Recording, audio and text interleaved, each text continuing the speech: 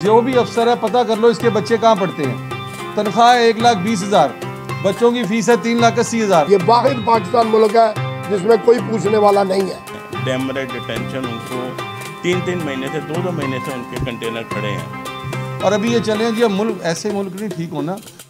मैं ये भी बात बड़ी जिम्मेदारी से आपको बताने लगा हूँ। जिस दिन फेसलेस शुरू किया तो प्राइम मिनिस्टर साहब ने जिस जीडी का बटन दबाया था उसको क्लियर करने के लिए उस जीडी के भी पैसे लिए गए। जो इस मुल्क के खिलाफ चलेगा, जो इस मुल्क के खिलाफ काम करेगा, उसको हक नहीं है कि वो अपनी सीट पे बैठे। उसको उससे सीट छीन लेनी चाहिए। 50,000 रुपया उस जीडी का लिया गया है।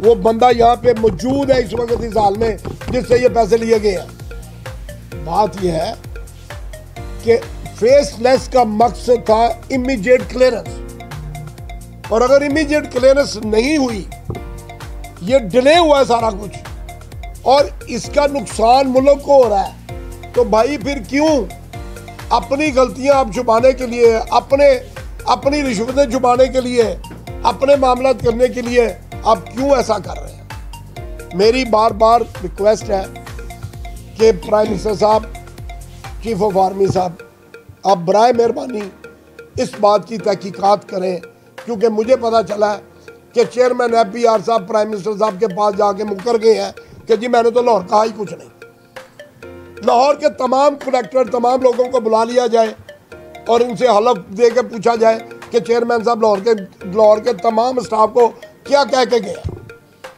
कितना की झाड़ के गए हैं कि उनकी जरूरत नहीं थी कि वो कुछ कर जाए। इसलिए मेरी रिक्वेस्ट है प्राइम मिनिस्टर साहब, इसकी इंक्वायरी करें। आपकी बहुत मेहरबानी, आपने इमीडिएट एक्शन लेते हुए लाहौर के ताजरों को रिलीफ दिया। सारा खर्चा उठा रही है, उनके खाने का, उनके बैठने का, उनके पीने का, किस लिए कि वो डिले करके उनको फायदा दे रहे हैं। डैमरेज में, कंटेनर की डिटेंशन में, पूरी दुनिया में कंटेनर की डिटेंशन $5, $7, मैक्सिमम $10 है पर डे। ये वाहिद पाकिस्तान मुल्क है जिसमें कोई पूछने वाला नहीं है। $120 से शुरू होके $250 तक ये डिटेंशन चार्जेस चार्ज कर रहे हैं। कानून ये कहता है कि आप फ्रेट की मद में पैसे पाकिस्तान से बाहर लेके जा सकते हैं, शिपिंग लाइंस। ये डिटेंशन के पैसे भी हमारी करेंसी को चेंज करके बाहर लेके जा रहे हैं और इस वक्त सबसे बड़ा होंडी का कारोबार इसी मद में हो रहा है। खुदारा जो लोग जो भी हो, वो कारोबारी हो, वो सियासतदान हो, वो ब्यूरोक्रेट हो, चेयरमैन FBR और Jameel Nasir chief collector custom, ये दोनों एक ही नाम है। इन दोनों ने सारा बेड़ा गर्क किया।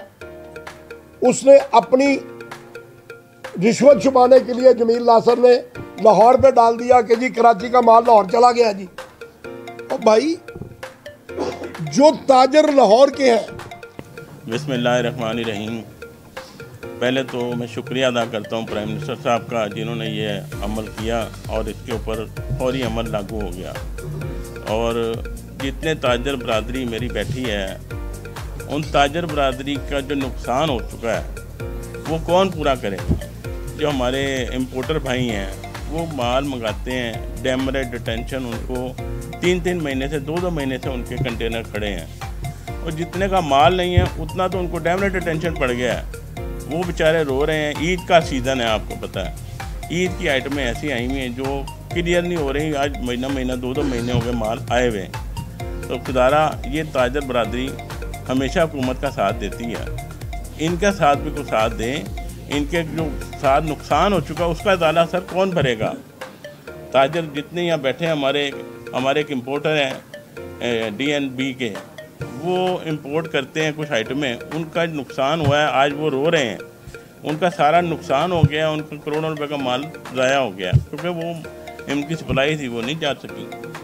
ऐसे ही जो हमारे इम्पोर्टर हजरात हैं, लाहौर के हैं, कराची के हैं, उनका बहुत बड़ा नुकसान हो चुका है। खुदारा उसके लिए कुछ किया जाए, उनको रिलीफ दिया जाए। आने वाले जो कंटेनर हैं उनके ऊपर को रिलीफ दिया जाए, उनके पास उनको परसेंटेज दे के उनको क्लियर किया जाए।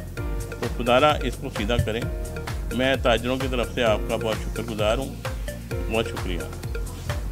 शहबाज शरीफ साहब का, DGSIFC का और वो तमाम लोग, क्योंकि मेरा ताल्लुक लाहौर चैम्बर ऑफ कॉमर्स से भी है, बल्कि हम सबका ताल्लुक है। कोई जीता हुआ ग्रुप है, कोई हारा हुआ ग्रुप है, पर हैं तो सारे ताजरों की नुमाइंदगी करने वाले ना जी।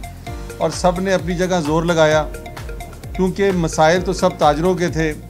चौधरी अमजद साहब हमसे ज़्यादा इंपोर्ट को समझते हैं। आज मौका भी बन गया, मौका भी मिल गया। तो मेरी एक शिपिंग लाइन की जनरल मैनेजर से बात हुई तो उन्होंने कहा जी हमें शिपिंग में इतने पैसे नहीं बच रहे जितने हमें डैमरेज की सूरत में पैसे हासिल हुए। और जिस मुल्क में जब पहले दिनों BL रोके गए, इंपोर्ट बंद की गई कि जी हमारे पास डॉलर्स नहीं हैं, उससे ज़्यादा दुगने तिगने डॉलर डैमरेज की मद में दूसरे ममालिक को भेजे गए। तो उन लोगों से भी तो पूछने, और फिर हमें कहा गया जी कि आप 365 दिन लिखवाएं BL के ऊपर। मैं अफसरान बाला से, जो भी कस्टम के थे या बैंकिंग सिस्टम था, कि ये मुझे बाटा की दुकान से ना 1 हफ्ते के उधार पे जूता लेके दिखा दें। ये BL पे लिखवा रहे हैं 365 दिन उधार, पूरे पाकिस्तान को मकरूज बना दिया बैंकों में। अब आपने अगर 365 दिन के उधार पे एक शिपिंग कंपनी से चाइना में काम किया, उसके बाद वो कंपनी बंद हो गई, आपने उससे काम छोड़ दिया, 365 दिन बाद आप वो पैसे किस मद में चाइना भिजवाएंगे? आज जिस मर्जी पाकिस्तानी का आप देखें, जो अच्छे टैक्स पे ही हैं, सब नादहिंदगान होंगे डायरेक्टली और इनडायरेक्टली बैंकिंग सिस्टम के।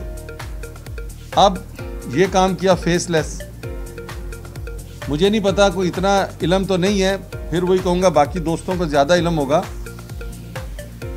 पूरी दुनिया के अंदर कंटेनर को तोल लिया जाता है। भाई तोल लो, उसके अंदर जो आइटम है उसका केजी उस पर लगा दो। कंटेनर खोल रहे हैं, पीस गिन रहे हैं, और पीस गिन के भी उसका जितना केजी के हिसाब से पैसे बनते हैं उसके लगाएं। कंटेनर आए, कंडे पे रखें, लेकिन उससे इन लोगों के बच्चों की फीसें कौन देगा? बात तो ये है ना। ये रोज़ करप्शन चेक करते हैं, और भाई जो भी अफसर है पता कर लो इसके बच्चे कहाँ पढ़ते हैं। तनख्वाह है 1,20,000, बच्चों की फ़ीस है 3,80,000, तो फ़र्क नज़र नहीं आ रहा। और अभी ये चलें जी, अब मुल्क ऐसे मुल्क नहीं ठीक होना, बड़ी जगहों पे देखना है। एक ही तबका है जो टैक्स देता है, हमारी बहुत बड़ी रकम इकट्ठी होती है, कस्टम के जो हम ड्यूटीज़ भरते हैं वहीं पर ही एडवांस टैक्स देते हैं, वहीं पर ही एडवांस सेल्स टैक्स देते हैं, और फिर हम कटहरे में खड़े हैं, फिर हम जनाब दफ्तरों के बाहर यूँ करके खड़े हैं। क्या करेंगे? हम इंपोर्ट बेस्ड कंट्री हैं, हमने 76 सालों में पाकिस्तान को एक्सपोर्ट नहीं करवाई। हमारे पास है क्या धोखे के अलावा एक्सपोर्ट करने के लिए? तो जो इंपोर्ट कर रहे हैं, हम दुनिया से कोई चीज़ लाते हैं कि जी ये पाकिस्तान में सस्ती पड़ेगी, हम बनाते हैं, हमें 10 की पड़ती है, चाइना से लाते हैं 5 की पड़ती है, लेकिन हम पर उस पर कस्टम ड्यूटी इतनी लगा देते हैं कि गरीब आदमी को उससे कोई फ़ायदा नहीं होता। फिर मैं आज एक मौका मिला है, वज़ीर आज़म पाकिस्तान साहब से गुजारिश करूंगा कि आपने कायबो रेट कम किया है, 24 से 12 कर दिया।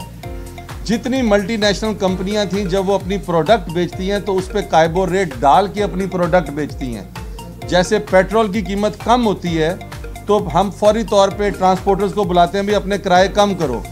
जब मल्टीनेशनल कंपनीज के ये कायबोर कम किया गया तो उनका प्रॉफिट 2 गुना बढ़ गया, लेकिन जो कंज्यूमर आइटम्स थी गवर्नमेंट ने उस पर कोई एक्शन नहीं लिया कि उसकी कीमतें भी कम करके आवाम को रिलीफ दी जाए।